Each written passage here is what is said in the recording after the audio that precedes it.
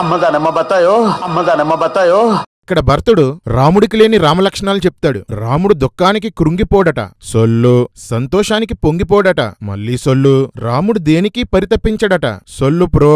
ఎట్టి బాధలకు చెలించడట, సొల్లు మ్యాక్స్. ఇందాక నేను చెప్పాను కదా పట్టాభిషేకంలో ఒక విషయం చెప్తానని, జాగ్రత్తగా వినండి. రండి బాబు రండి, ఇప్పుడేం జరిగిందో మీరే చూడండి. చిత్రకోట థియేటర్లో డ్రామా రాముడు. రే ఎర్రి ఎద్దులు, బురదలో పందులు, వినండి. రాముడు భరతునితో దశరథుడు కైకేయిని వివాహం చేసుకునే సమయంలో కైకేయికి పుట్టినవాడికే రాజ్యాధికారం ఇస్తాను అని కైకేయి తండ్రికి మాట ఇచ్చాడు అని చెప్తాడు. ఈ ఒక్క మాటతో దశరథుని కుటుంబమంతా ధర్మ విరుద్ధమైనదని తేలిపోతుంది. మావగారికి మాటిచ్చి కూడా కైకేయి కొడుకైన భరతుడికి పట్టాభిషేకం చేయకుండా రాముడికి పట్టాభిషేకం చెయ్యాలనుకున్న దశరథుడు ధర్మం తప్పాడు. దశరథుడు కైకేయి తండ్రికి మాట ఇచ్చిన విషయం రాముడికే తెలిసిందంటే కౌసల్యకు కూడా తెలిసే ఉంటుంది. రాత్రి పగలు కలిసి పడుకునే లక్ష్మణుడికి తెలిసే ఉంటుంది. భర్త ఇచ్చిన మాటకు వ్యతిరేకంగా రాముడు రాజవ్వాలని కోరుకున్న కౌసల్య కూడా ధర్మం తప్పింది. దశరథుడు రాముడు పుట్టకముందే మాటిచ్చాడు కాబట్టి న్యాయంగా సింహాసనం మీద కూర్చోవలసింది భరతుడే. అలాంటిది రాముడికి పట్టాభిషేకం చేయడానికి భరతుణ్ణే చంపేద్దామనుకున్న లక్ష్మణుడు కూడా ధర్మం తప్పినవాడే. రే రాముణ్ణి తీసుకురండ్రా.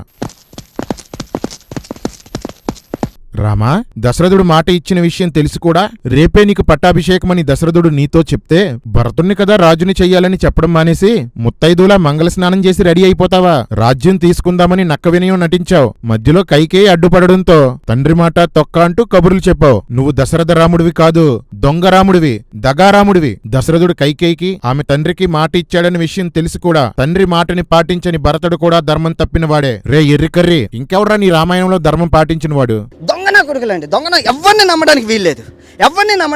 నువ్వెళ్లి పట్టాభిషేకం చేసుకుంటేనే దశరథుడు సత్యవంతుడు అవుతాడని భరతునితో రాముడు చెప్పాడు. వశిష్ఠుడు రాముని వంశావళి చెప్తూ అయోధ్యని నువ్వే పరిపాలించని రాముడితో చెప్తాడు. అయినా రాముడు ఒప్పుకోకపోవడంతో భరతుడు నిరాహార దీక్షకి కూర్చుంటాడు. అప్పుడు అంతరిక్షంలో అదృశ్యులుగా ఉన్న ఋషీశ్వరులు, రాజర్షులు భరతునికి ప్రత్యక్షమై రాముడు వనవాసంలో ఉంటేనే ఒక గొప్ప కార్యం జరుగుతుందని చెప్తారు. రే ఏంట్రా ఈ సొల్లు?